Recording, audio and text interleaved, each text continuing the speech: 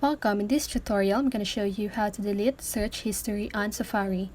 So this tutorial is very simple. So if you want to know how I did it, just keep on watching. So first of all, you want to open your Safari app.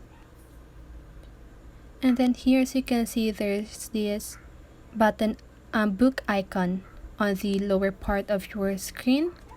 So you just want to click on that.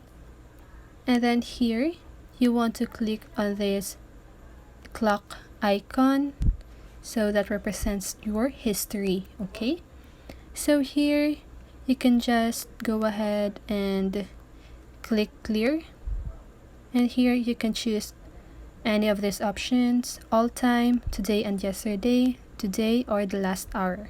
So just go ahead and choose any of that. So for example, today. So as you can see, my recent history on the Safari is now deleted. So that's how you do it. I hope this video helps you, and if it did, make sure to like, subscribe, and hit the bell notification so you won't miss a video. See you on the next one, and have a great day.